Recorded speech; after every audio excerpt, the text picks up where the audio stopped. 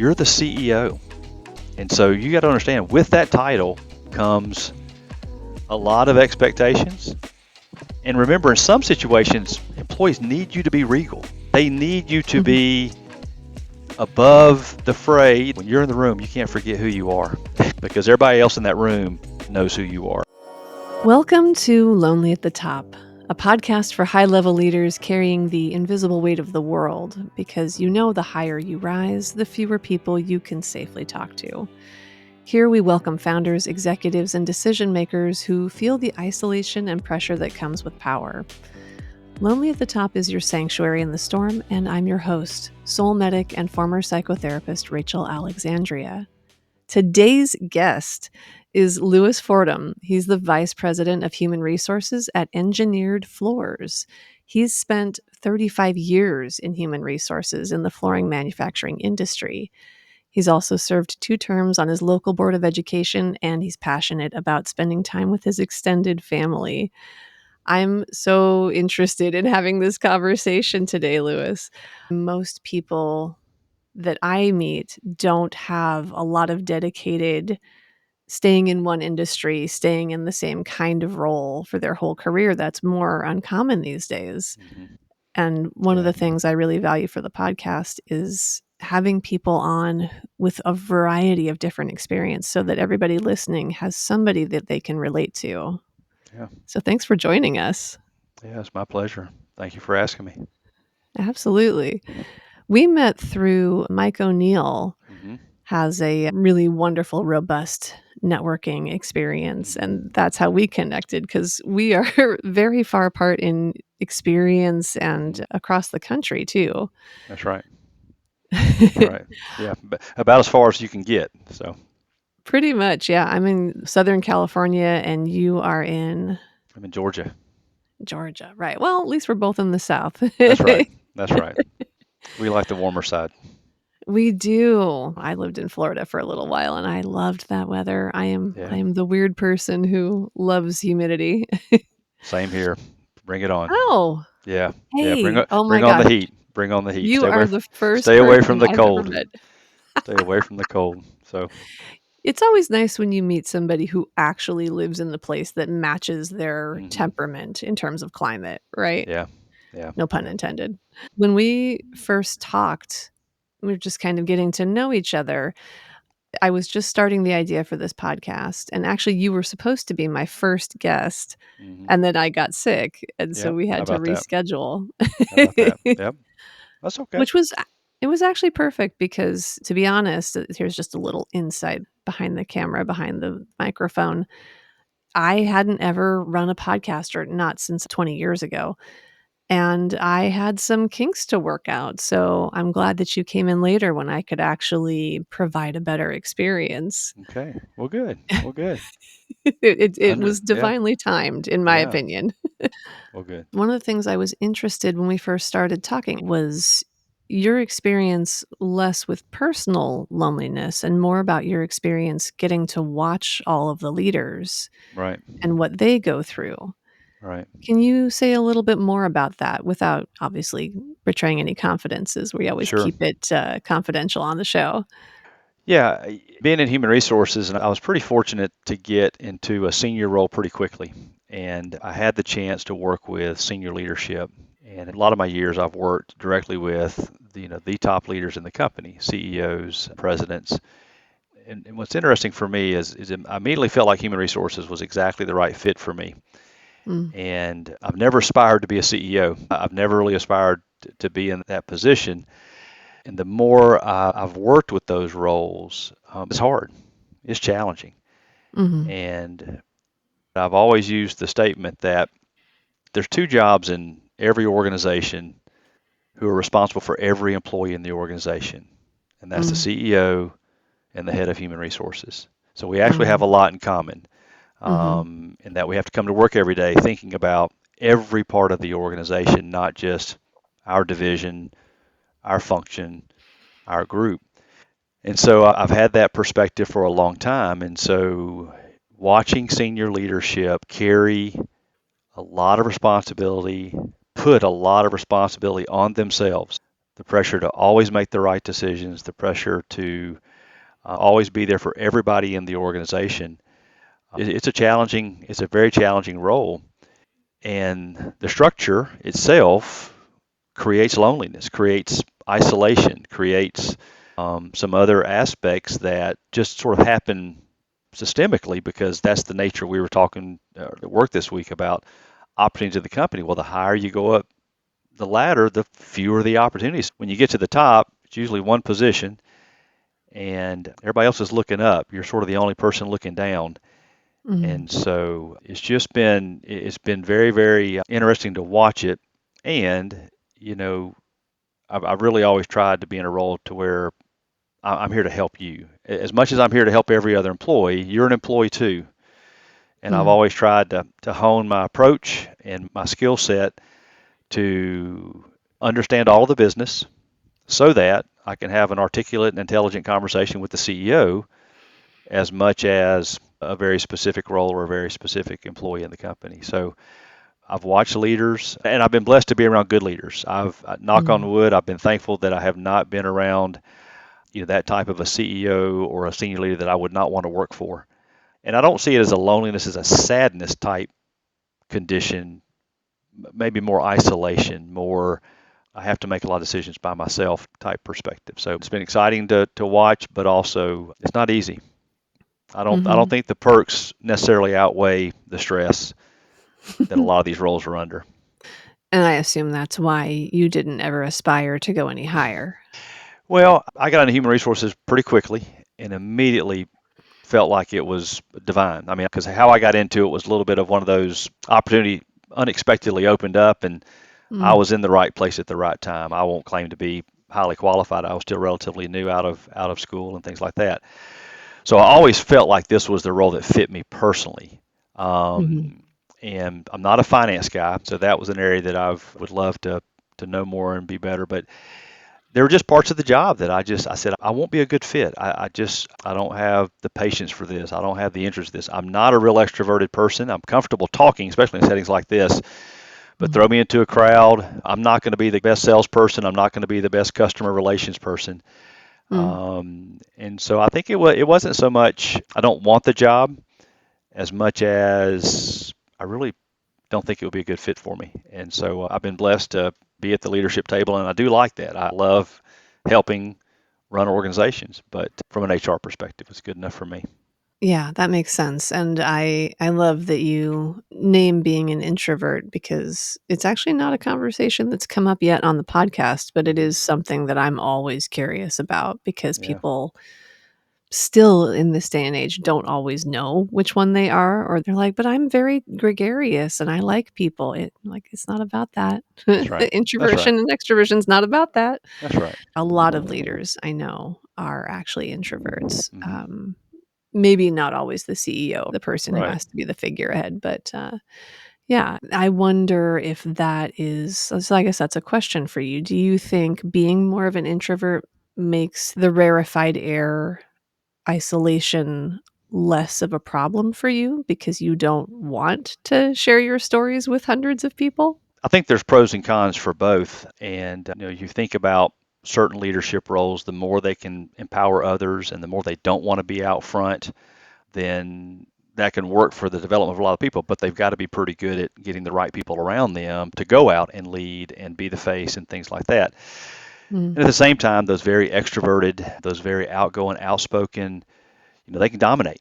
They can Mhm. they can dominate a situation. In a lot of cases, that can be really good, but in a lot of situations, they won't hear anybody else because they're not being quiet long enough to allow someone else to talk. And so I think the more important thing, especially at that level, is knowing who you are so Mhm. that you can build the right structure around you so that the Mhm. organization can be most effective, not just that you can be most effective. And that's where I would, and again, with all the reading and all the information you see about other organizations, I think that's where leadership gets challenged. Not Mhm. that they can't do the job, it's just that they may be so focused on themselves that they're not really surrounding themselves in an environment that fits. They always say surround yourself with people that bring other strengths, other skills. You don't want a bunch Mhm. of yous. sitting around the table in a larger Definitely not. organization or a diverse organization. So I think it's most important that they know who they are rather than be one or the other. Right, I agree with that for sure. I was wondering, because you're at the leadership table, like, are you having much of an experience of isolation? You got into it pretty early, you said. Was it ever more of a problem being in a place where you can't have lots of work buddies that you confide in? Well, one of the first words of advice I was told by my very first manager in human resources was, if you're going to be successful in human resources, you can't have any close friends at work. And I don't think that's totally true, but one of my most negative experiences early on was I did have a good friend, one of the very first people that we met when we moved to town, and we Mm, quickly bonded, and he worked for the same organization.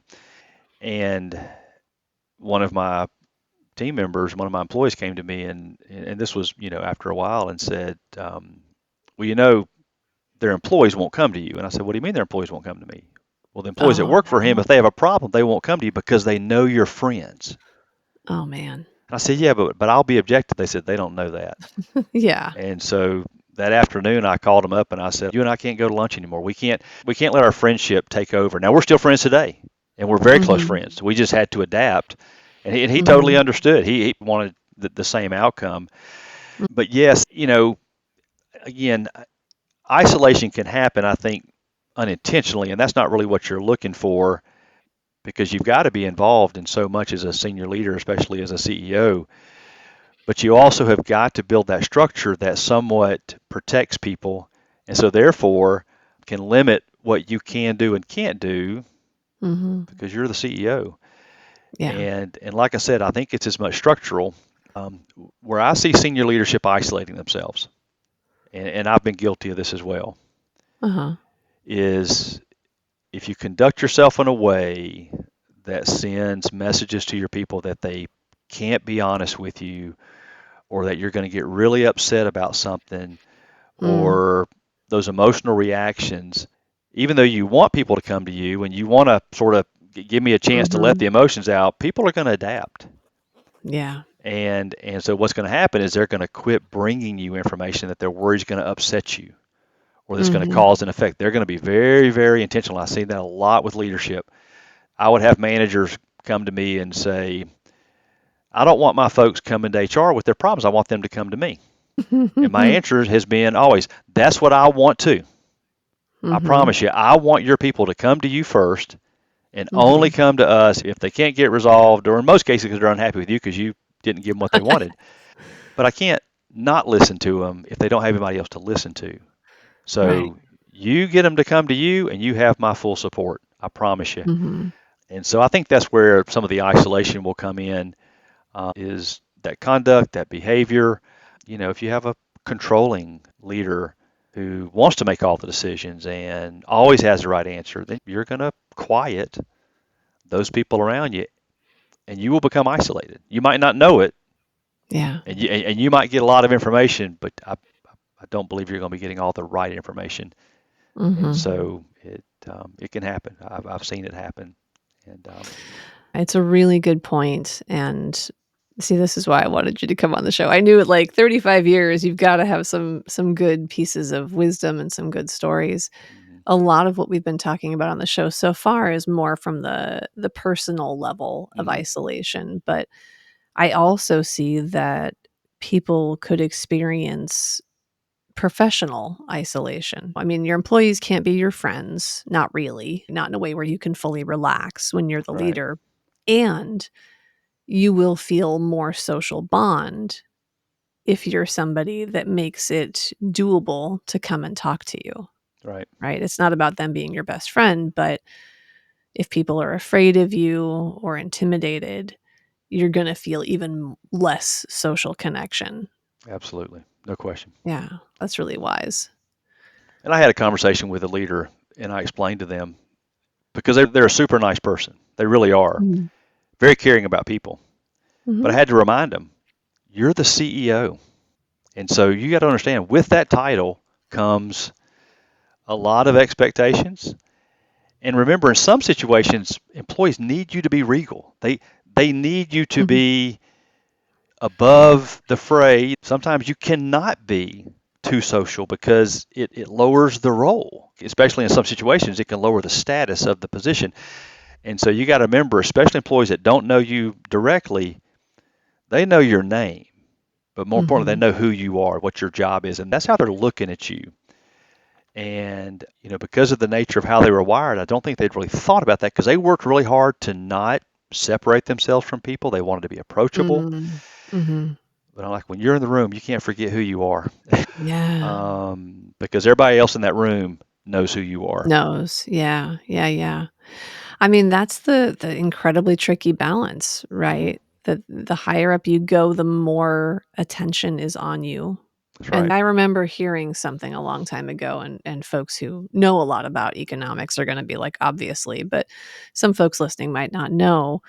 I remember reading something about the Fed and how that person has to be the most stable, even keel, non-reactive, very boring person because, even a flicker of an eyebrow can send the markets Yeah. going crazy. Yeah. And I would imagine in that line of work, it's probably easier to find people like that than if it was, for example, artists, right? Yeah. But I was Yeah. like, that's so much responsibility. And I think there's a portion of, or some percentage of that that's applicable across the board. The higher up you are in any organization, that's what the position requires. I love that you said regal when we were designing the logo for this show. Originally, I was like, what if it's a throne on top of a mountain? Because there is that. I mean, we don't have royalty here Yeah. in this country, but in some ways we still kind of do. Like, Yep. billionaires, millionaires, CEOs kind of are at that top space and wield so much power. Hmm. And it can be a thing that they take for granted and they don't realize the aura effect it's having around everyone. I agree with you wholeheartedly that there can be symbolism that people could take advantage of. But CEOs have a lot of influence over a lot of people. Mhm. They have the ability to obviously set culture, influence culture that trickles down into policy, trickles down into how other leadership approaches real serious decisions, such as how do we handle layoffs, how do we handle short times, how do we handle cost of livings. I mean, those decisions are heavily, heavily cultural in how companies manage those things. And all Mhm. those decisions touch almost every employee. Mhm. So we definitely don't want to go back to that type of rulership, but they're important positions and they're looked at that Weighty. way by a lot of people looking up. So, one of the things we talked about before the show was that you see advising leadership for 35 years. A lot of what you see is their reluctance to seek outside support. So you end up providing a lot of that in-house. Well, and our industry is a little bit unique because our industry is heavily, heavily concentrated in Northwest Georgia. And the way it was developed, there were so many resources around companies that were all flooring, that were all carpet, that you really didn't go outside the industry much. Mhm. And really until recently with some of the larger organizations maturing into really national, international companies, have you seen a lot more, outside type resources coming in beyond vendors and, equipment manufacturers, things like that. Mhm. But I also think, and again, I think that sort of goes back to wiring. To me, unless you come up through the ranks and that is sort of coached into you, Mhm. you always need that independent perspective. You always need that objective point of view. I think people are going to emulate the environment they come up in, and so a lot of our CEOs just came up in an industry that was very, Very very, insular. very, very internal. Very, very, very. Yeah. If you don't work in carpet, then you don't know how to make carpet. If you don't work in flooring, you really don't know how to make flooring. And that was not the mindset, but that's the culture they came up in. I remember one time we had a sales leader that lived outside the area. So first of all, they weren't from the local. They were from a large metro area in the Uh-huh. U.S. And they believe firmly in personal coaches, having a personal Mhm. coach. I mean, he had Mhm. he had a personal coach, and And he tried for years to get leadership to use a personal coach with senior leadership, and it was resisted. And we finally broke down. Leadership didn't try it, and it didn't go well Oh, because no. and it wasn't because the coach wasn't effective. It just Uh-huh. wasn't in our wiring, and we were doing it just sort of because we felt like we wanted to need it. It wasn't because we really wanted it. So I think today more than ever, you see it, across the country, in every industry and every life about the value of having others help you through this journey. And Uh-huh. like I said earlier, if they all look and talk like you're going to be limited. So you need some diversity of thought. You need some diversity of perspective if you really Mhm. want to lead most effectively. And so I think you're seeing it more today than ever because of that has been proven to be effective and proven to be true. How was that for you? I mean, your background, actually, I don't have it here. Tell me about your background, like, what was your degree in? Ironically, my degree is in management, but my concentration was personnel and human resource management. Okay, well, so yeah, you you Well, just always no, knew the direction you I were headed. wish. I wish. I picked that because I didn't want to be an accountant. I didn't want to be a finance major. I didn't. IS was just blossoming. I literally Yeah. picked it because it seemed like the route that I wanted to go. I'm a farm boy from South Georgia. I grew up Oh. on a large farm in South Georgia and knew nothing about the world of business, but it just seemed to fit me. I liked people, and so I latched onto that. Um, Worked in a couple of different businesses for a while, about a year or so out of college, and found myself looking for a job. And Mm, a trusted family friend of my wife's steered me to Dalton. He said, "There's this mm, industry up there that is really, really something special." And so I mm, came on as a management trainee, and I spent my first year in manufacturing. And mhm, my route was I was going operations, I was going manufacturing, and enjoyed it. I liked it, so it was that was the path I was on. And then, as I said earlier, unexpectedly, a an HR position came open, and I joke all the time that somebody said, "Listen, we got to get this Fordham kid out of manufacturing. Surely you can put him over there." And so, but they asked me if I was interested, and I said I was, and mhm, the rest is history. Like I said, it was a really good fit. And then after about 3 years, I had a chance to take a senior leadership role at a company I worked with for 22 years. mhm, And then we were acquired in 16 by the company I'm with now. And they were a outstanding company, growing leaps and bounds, but they were relatively lean in internal operations. And so the current head of HR wanted to get back into another role with the company. And he said, "Hey, if I do this, do you like human resource?" I said, "I love it." He said, "Would you be willing to do that for us?" And I said, "Please, absolutely." And so, so it's worked out wonderfully. I wish I could say it was a real plan, but Eh, it has worked out wonderfully, and it's been a great fit. plans can be overrated, That's right. you know? Yeah, That's right. we don't have to take credit for everything, That's right? right. That's right. So, Did you find, I'm curious, the more you were working with senior leadership and seeing that they didn't have, like, you saw the isolation, you saw that they had conversations that they needed to have with somebody as an advisor. Did you feel up to that task? Did you do additional things to augment your education to provide that kind of support? Well, I guess what I'm driving at is you have all these people or a handful of people that you're supporting who are more isolated and have to really walk a fine line in a lot of ways. How did you step up to the task of being that support person for them? well, I'm not sure that I ever got into a capacity where I could, say I was sort of their personal coach or their personal advisor. And like most folks, it was by making mistakes and learning and what you can do, can't do, and which I've made more than my share of learning. The one thing that I think helped me was by allowing human resources to be at the leadership table Mhm. and and being involved. But like I said earlier, you got to keep the mindset from my perspective that even though I might be thinking about the CEO, I'm really trying to think of everybody. Mhm. And a lot of times the information the CEO needed or the leader needed wasn't from me. It may have been from other people in the room. It may have been from other parts of the organization. It may have been from other leaders that didn't feel comfortable. Less of my experience has been one-on-one advising and counseling, but more of helping the organization by encouraging types of activities, types of efforts, types of discussions, types of meetings that brought the right people together, developing processes that would address some gaps, encouraging a CEO to go meet or go talk with that, encouraging consideration of promoting somebody, getting Mm. an up and comer or a very talented person in a different role.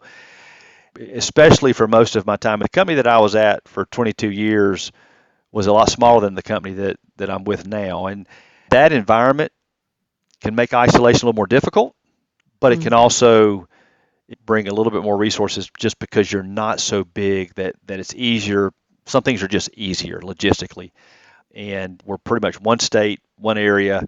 So getting people together was just a matter of making a few phone calls, and the next day you can have a meeting versus having to coordinate something from broader areas. So it's really only been in the last 10 years that I would say that the idea of being a coach or that has really been more visible to me.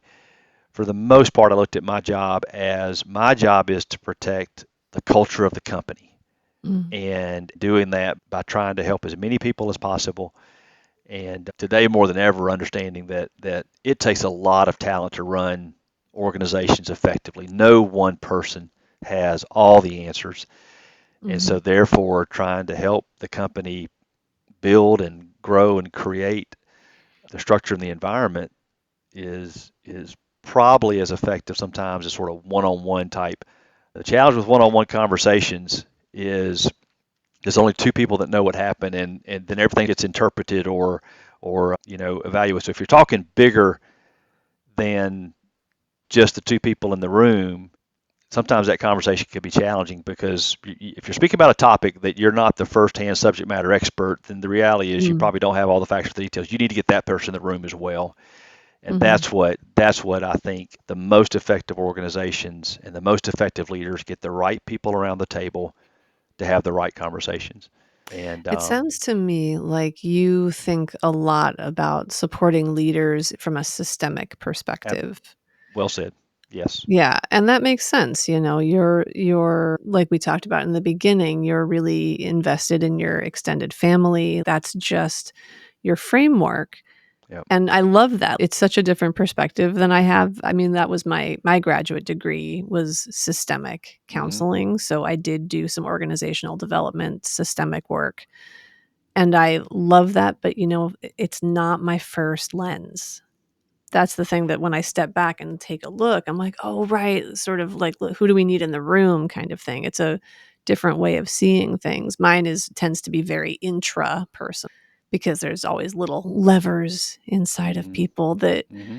they can learn to shift to make themselves more freed up Yep. for the systemic conversations. But I love, yeah, there's no one way, right? Like you said in the beginning, we need more diversity of viewpoints. Correct. So I love that idea of supporting leaders and getting them out of isolation by making sure there are good conversations with the right people in the room. Yep. Yep. That's great. Well, I want to take us to the private ledger section of the conversation where we open your balance book of burdens. And you talked about having made a number of mistakes earlier on in your career that you've learned from. So, what if you would be willing to share with us in your private ledger, your balance sheet, one of the costs that you have paid in your career for being in leadership? um, well, it's hard to narrow it down. I mean, if you're going to Mhm. be in a role of any type of leadership, whether it's family or professional, and you don't make mistakes, you're probably not qualified for the job, because we're all going to make mistakes, and I've made my share of them.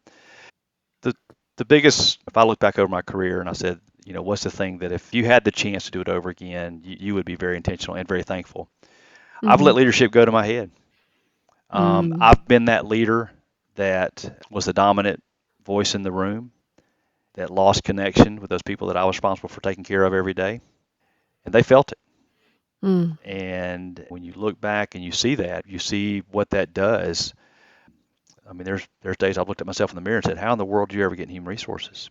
Mm. You're supposed to care about people, and you're supposed to take care of people, and you just sort of let your own ego, and sometimes it's even your own passion for what you're trying Mhm. to accomplish. Mhm. And especially in this particular environment, I was very, very focused on making us better. Mm. But I'd drawn a fine line from setting lofty goals for the team to work towards to it being somewhat of an obsession. And if you're not bought in, you're going to feel the not as pleasant side of Lewis. And it wasn't one of the situations where I would berate people or do That's hard to something that I imagine. would call Yeah. unprofessional. It was just that they could feel my frustration. Yeah. And How so did you realize, like, what brought you back? You were out over your skis, basically. others I mean others made me aware of it. Mm. And it's one of those situations where the minute it's presented to you, you're like, yep, you're Hmm. exactly right. And Mm. I've seen leaders, and not so much senior leaders. Like I said, I've been fortunate to work with really good senior leadership, top leadership. But I've seen other leaders. Most leaders are going to react like I did. You're right. Some may need 24 hours to digest it. Some know it immediately.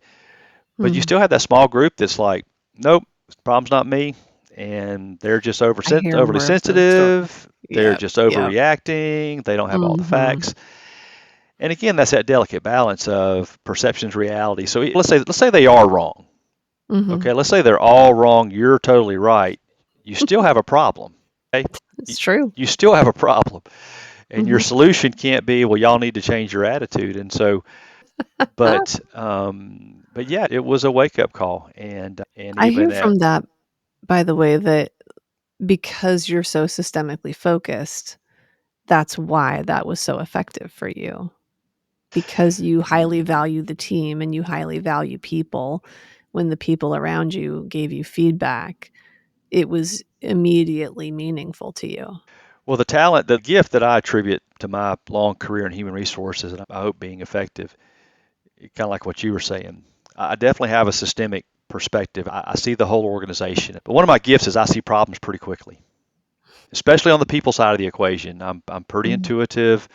I read body language really well. I read emotions really well.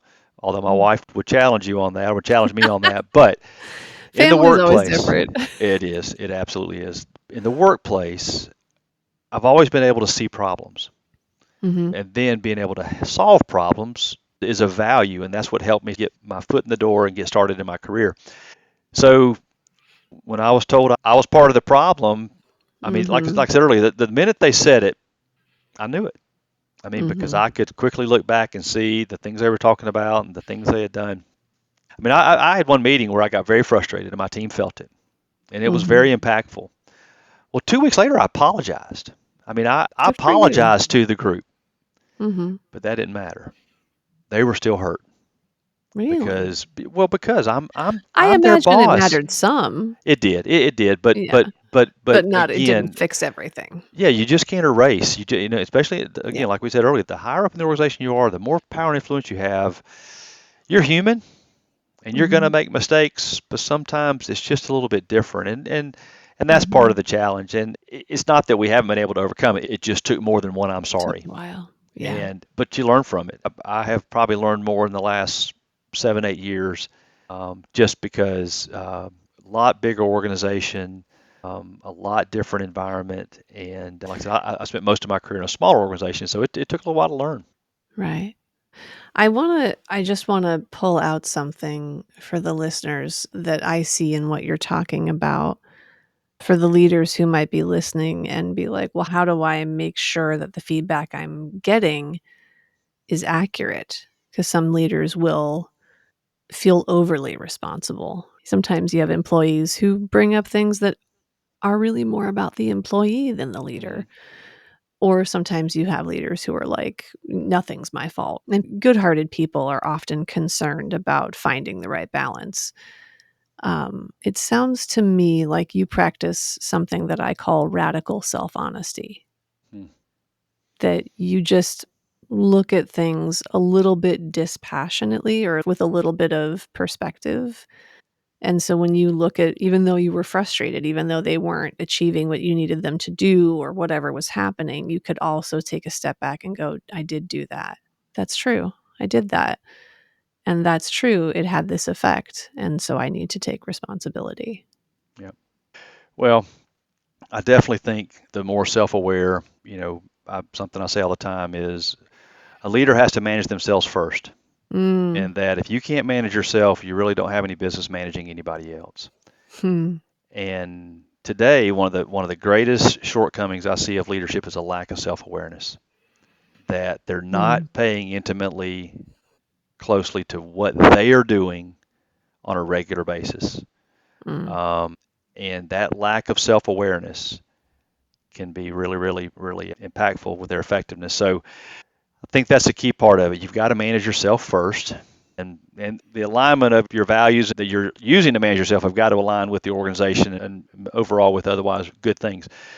But leaders have got to surround themselves somehow, some way with a person or two who can say anything to them that they need to. Because that's what helped me as well Mhm. is when someone that I am close to and I trust, said, "You're out of line."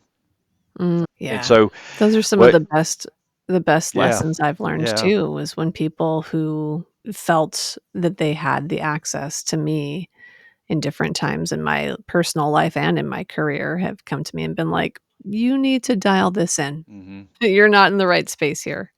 yeah, Always hurt, didn't feel great, but nope, I'm so glad. To your point, you kind of were saying this earlier on, that smart leaders, if you don't want to be overly isolated, you have to cultivate relationships where you permit people to have access to you, the right yeah, people, yeah, so that you don't yeah. end up in a what's the word? Leading in a vacuum, basically. Okay, I want to bring us back to your private ledger. I want to find out one invisible asset that you maybe didn't know you had at the time. We've already talked about your intuitiveness. Is there something else that was an invisible asset in your ascent to leadership? The other thing that I value highly, and I think I believe has helped me, is I mentally reverse the pyramid, and sometimes that can be bad out of not being quite respectful enough. But I treat everybody the same, Mhm. and I can have a conversation with a frontline employee as comfortably as I can have a conversation with the CEO. And more importantly, I try to be the same person. Mhm. And I've probably worked as hard, if not harder, on trying to make anybody that I deal with comfortable when they're with me. Mm. Because, especially in human resources, I've told my Mhm. team for years the minute an employee is not comfortable coming to human resources, we are in trouble. Yeah. We don't need to exist. An applicant that walks into our lobby and they don't get a job, when they leave, I want them to want a job here more than when they came in the first time by how they were treated at this Mm. company. And so Mm. being able to walk through a plant, to be able to walk through an area and sincerely look at someone and say, "How are you doing?" And they say, "Can I ask you something?" Absolutely. And Yeah. and so that's been a real asset of mine in the role that we're in is an employee walking away and saying, "I'm just in this role and they talked to me and they listened to me and they helped me." That makes me feel important and that's big for us. Yeah. I know there's people out there in the world who are walking around doing this. It just feels like when you look at the news that it's uncommon. So it's really wonderful to hear a story of somebody who is making deep effort to treat everyone with really true respect. Hmm. And in my profession, we say unconditional positive regard. Yeah, Like looking at absolutely. every single person like, you matter, you are worth my time. How can Yep. I help you? That's Yep. wonderful. Yeah. I can see why you've been in your career for so long, and that Well, company's yeah. lucky to have you. Yep. So, one more thing on the private ledger. Let's talk about one investment that you're making for your well being, your soul at this point in time. Wow. There's not one thing because I love self development and You can say more than one. It's okay. yeah, my personal health. is something that I've worked on really hard the last 15 years, and I'm really thankful for that. We've built a wellness program in our company. Really started about 20 years ago Mhm. to help our folks. And, one of my employees and I, we were talking about it, and we were both looking at each other, and we're like, if we don't walk the walk, Mm. nobody's going to buy what we're selling. And Mhm. so we said at that time that we've got to commit to walking the walk. So I ran my first half marathon when I was 50 years old. Wow. And Congrats. well, I vividly remember it. It was not fun. It Um, doesn't look fun to and me, and I've but it's an done accomplishment. well. It is. Mm. Someone says, "Do you like?" So you love to go run? I said, "No, I love to finish a run." Yeah. I'm very, Yeah. very happy when I'm done. I feel good about what I've done. I'm not enjoying it getting ready, and I'm not enjoying it during the process, but I'm very proud of what I've done the last 15 years from a health standpoint. Mm. And because what I know is that wouldn't have happened by chance, by the natural Mhm. aging process is going to work against us. And Mhm. it's also brought credibility to what we're trying to do within the workplace. And that's something I'm really, really proud of. It's been life changing. We see unexpected, unplanned health events can be devastating in lots of Mhm. ways beyond the health event, financially, Mhm. emotionally. My daughter had some challenges with sickness when she was going Mm. through middle school, and we saw childhood cancer break up families. Yeah. And so, not everything can be avoided, but being stronger so that you can weather those storms is really important. That's one of the areas I'm most proud of from a developmental standpoint, Yeah. especially in the last few years. I love that, and I think every really successful person I know, clients and, yeah, they always are working to carve out time for their health because they've usually run into an event where it's been forced upon them and they Yeah, realize they have to do it. So yeah, good to do that before your body makes you. that's right. That's right. Well, as we come towards the end of our chat, I'd love to know, we're going to have two more questions. What do you wish more leaders felt permission to say out loud? I wish leadership would feel more comfortable being a little bit vulnerable, recognizing that being in charge of the company doesn't mean you have to know everything. What it means is you are protecting the company, and you do that in a lot of different ways. And a lot of times it's by putting someone smarter, brighter, more capable from Mm. you up front, out front, and just feeling very, very comfortable saying, I don't know what we're going to do, but we're going to get the right folks together and we're going to figure this out. And just being a little more intentionally vulnerable. I think most good leaders have got a humility to them, and they don't think they know it all. And I'm not implying that they do, but I just go back to what I said earlier is about building structure around them, that being in charge of everything is not the goal. Mhm. The success of the organization is the goal. And the other thing is talking more about culture, talking very intentionally beyond the business of the company, taking time to talk about the softer things. We always joke, it's funny, you talk to leadership about stuff and they're, oh, it's just one of those HR warm, fuzzy things. Well, I'm not saying it needs to be on the table all the time, but every now and then you need to talk about the warm, fuzzy stuff and the people stuff, and especially in today's climate with, I mean, there can be a lot of pressure, and Mm. stuff is so much more visible today than it ever has been.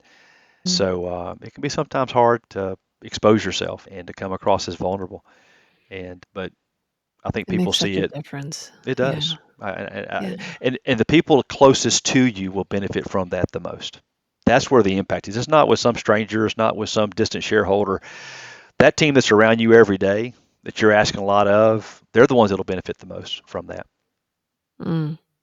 Yeah, everything in your conversation, what I love and I think is a good model for other leaders is there's so much we. Here's what we need to do. Here's how we can help each other.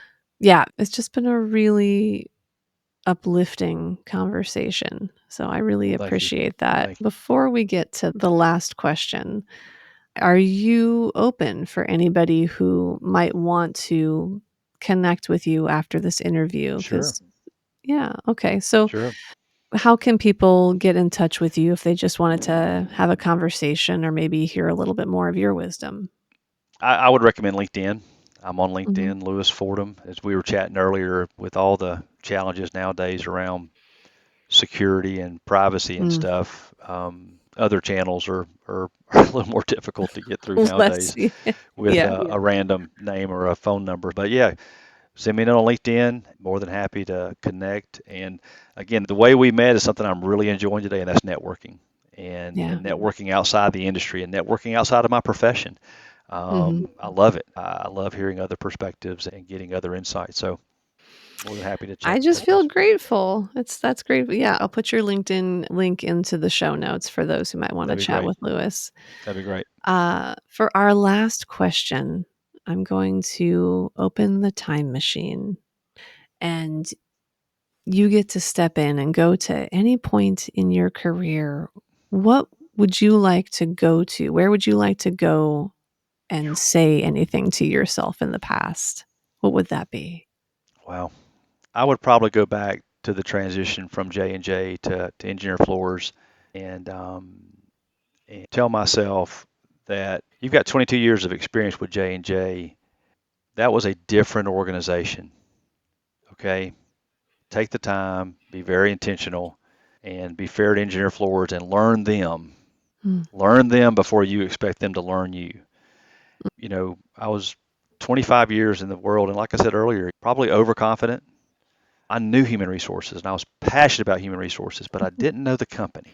I didn't know who I right. was working with, and I didn't give them some of the benefit of the doubt they deserved. Mm, And I'm very proud of what we've accomplished. I'm very proud because, like I said, I think learning never stops, and I'm thankful that I've learned a lot the last years. But that'd be a point that I would, if I could go back and do it over, that's exactly where mm, I'd go, and I would say, let's do this a little bit different, and we'd go from there. that's wonderful. Thank you again for Yeah, thank being with you. us today. Thank you. I appreciate the chance to talk. I've enjoyed talking to you and Mm, learning more about you as well. thank you. Yep. Thanks everyone for listening to Lonely at the Top. If today's conversation resonated with you, I hope you'll give yourself permission to pause, even just for a moment, and check in with what you might be carrying silently. You don't have to hold it all alone. You've carried so much to get where you are, and you don't have to keep doing it without real support. I work with leaders to clean up their secret messes, and you can learn more about that at rachelalexandria.com. If you know another leader who needs to hear this, please send it their way. Because, yeah, it's lonely at the top, but it doesn't have to stay that way.